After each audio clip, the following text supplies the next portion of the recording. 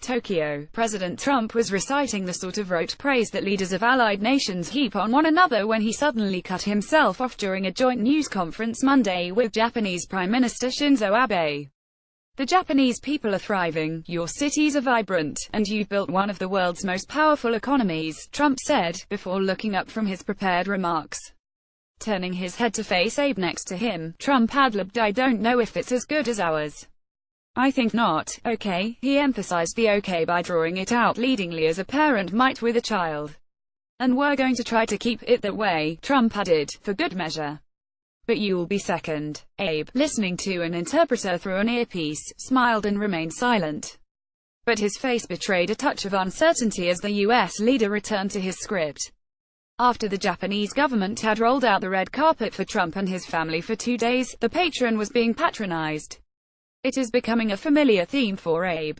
Their relationship can seem like an oddball mismatch of global leaders who are thrust together over their shared dislike of the nuclear-armed tyrant next door in North Korea, but who somehow hit it off amid golf course hijinks.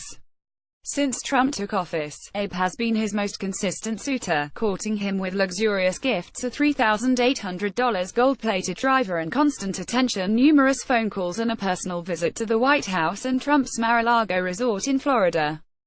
President Trump toasts after during a speech at the opening of a welcome dinner hosted by Japanese Prime Minister Shinzo Abe at Akasaka Palace in Tokyo, November 6, 2017. Reuters. Shizo Kambayashi pull, but as Abe has lavished attention on Trump, their relationship has retained a subtext in which the U.S. president insists on asserting his dominance in a passive-aggressive manner. It started with Trump's emasculating 19-second handshake with Abe in their Oval Office meeting in February, after which Abe appeared to grimace as though his fingers had been crushed. Trump has let up on the power grip since then, but in more subtle ways he has continued to show who is the alpha, a price Abe appears willing to pay in his strategic servitude to keep Trump supporting the post-war security alliance that the president had openly questioned in his election campaign. As Abe praised their relationship as the best of any two leaders in the history of U.S.-Japan relations, something George W. Bush and Junichiro Koizumi, who visited Graceland together in 2006, might dispute, Trump had obvious difficulty playing along. The two had played 9 holes the day before, and Abe jokingly said the match had been neck and neck. "What was the reality? I hope Mr. Trump can give his evaluation," Abe said through an interpreter. Trump just smirked and cast him a skeptical sidelong glance. Before their round of golf on Sunday, when Trump and Abe signed white hats emblazoned with the slogan, "Donald Shinzo, make alliance even greater" in gold lettering, Trump wrote his name in the center of the brim, in large lines, which meant that Abe had to curve his signature off to the side. The Prime Minister was the first foreign leader to visit Trump after his election victory, showing up at Trump Tower after calling the president-elect and offering to stop by on his way to a regional economic conference in Peru.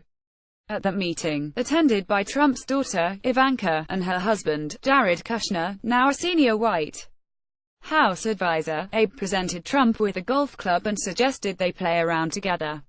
President Trump talks with Japanese Prime Minister Shinzo Abe during a state banquet at Akasaka Palace in Tokyo, Monday, November 6, 2017. App photo. Shizo Kambayashi pull. He even went out of his way to inform the president-elect about the Japanese singer Pikitaro, whose goofy song Pineapple Pen was a global viral hit last year that caught the attention of Ivanka's daughter, Arabella. Ivanka Trump visited Tokyo last week to speak at a conference on women in the workforce, prompting Abe to tell the president Monday that the Japanese have a fever for Ivanka, even though the conference hall was half empty for her speech. Japan consistently supports the position of President Trump when he says that all options are on the table, Abe said of the U.S. strategy on North Korea. "I once again strongly reaffirmed that Japan and the U.S. are 100% together. The charm offensive has worked, to a degree." Although he made good on his campaign promise to pull the United States out of the Trans-Pacific Partnership, a 12-nation trade deal that included Japan, Trump has backed off some of his harshest rhetoric on trade, and this week he called Japan a treasured partner and a crucial ally. Abe was the first foreign leader Trump invited to Mar-a-Lago. The president personally drove him around on a golf cart, weaving around the course to show off the best views. At the same time, Trump's embrace has forced Abe into the role of a sidekick. Photos taken by Mar-a-Lago guests of Trump and Abe, in the middle of the restaurant, coordinating their response to a North Korean missile test moments after the news broke, made it seem as though the Japanese Prime Minister was being dragged into an uncomfortable new reality.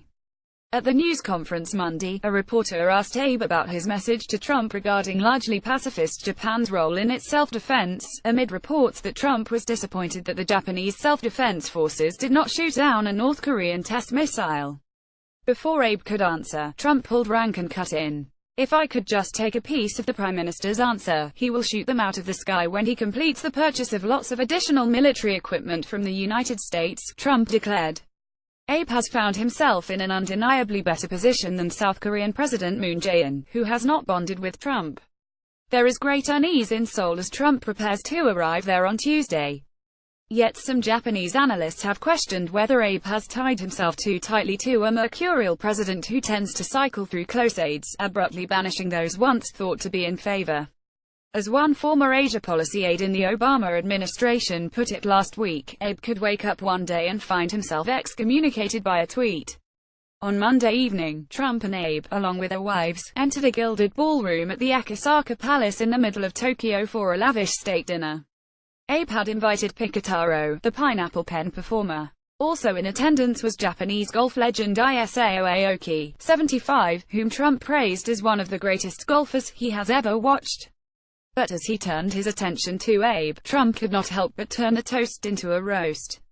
He regaled the audience of high-level diplomats and senior advisors with a story about how Abe was so desperate to visit him at Trump Tower after the election that the Japanese leader would not take no for an answer, though Trump's aides worried that such a visit would be inappropriate, given that Barack Obama was still president. Finally, Trump said, he called Abe to tell him no, but the Prime Minister was already flying to see him. "I said, you know what, there was no way he's going to land and I'm not seeing him," Trump said. "So I saw him, and it worked out just fine."